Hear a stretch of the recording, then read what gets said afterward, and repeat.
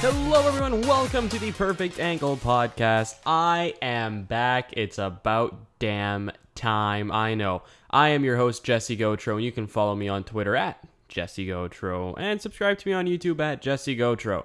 Now, welcome to the Perfect Angle Podcast, and if you guys don't remember what the Perfect Angle Podcast is, it's my weekly show where I review Raw and Smackdown. Now, this week, there is a clear winner, a very, very clear winner.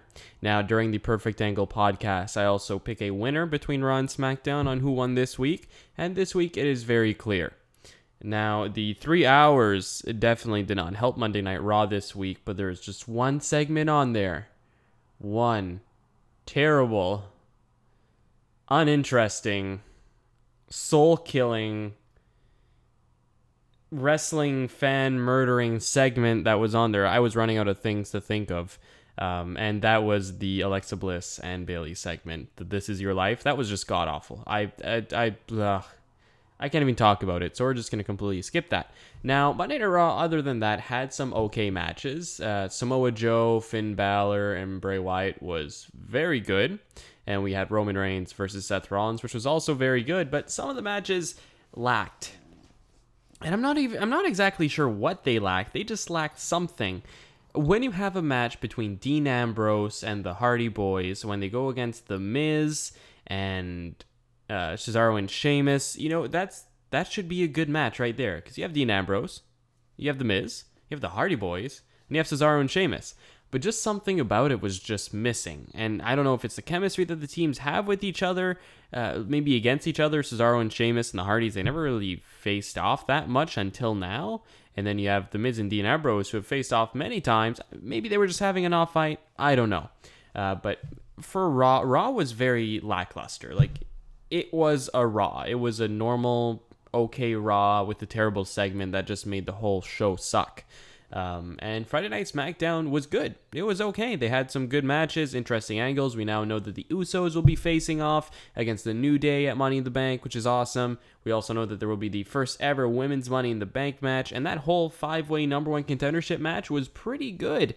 I love how they set up the Money in the Bank match. All the women just started fighting each other. You know, Charlotte put Natalya through an announcer's table. They were all showing off their style. Carmella jumped off the barricade, although Carmella jumping off the barricade was kind of overshadowed by right before that.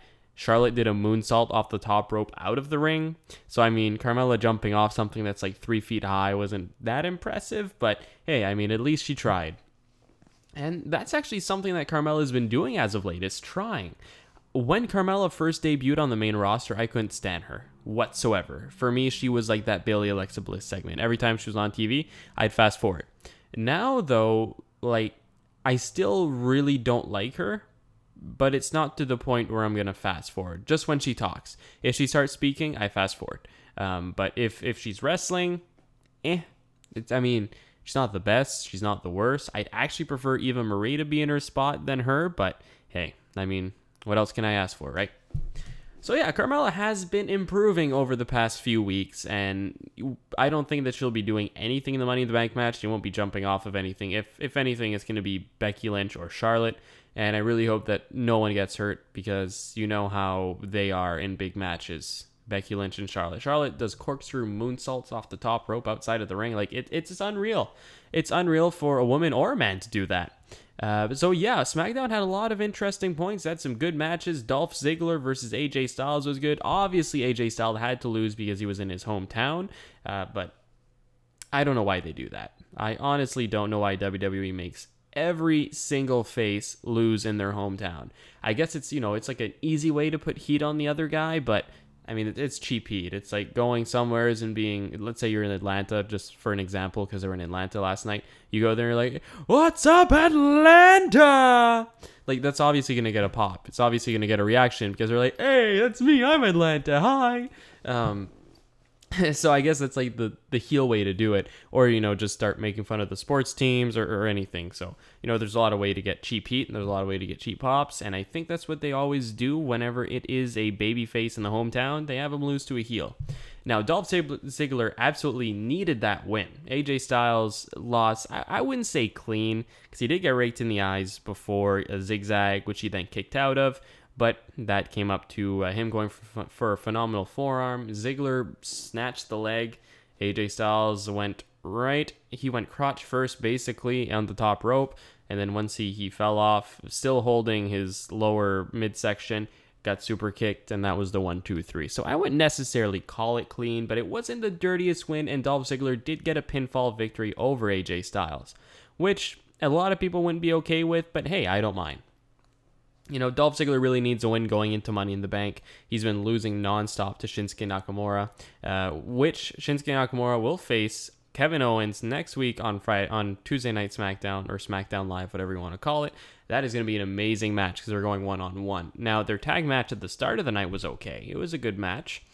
So yeah, I think it's a clear winner that for the first Perfect Angle podcast post-WrestleMania, that the winner is Tuesday Night SmackDown or SmackDown Live. I almost said Friday night again. So what did you guys think? Did you think that there was a very clear winner this week? I think so. I mean, Raw, once again, Raw tried, and at least it did that, but it wasn't nearly as good as SmackDown. Now, SmackDown wasn't the best SmackDown ever, but it was definitely better than Raw.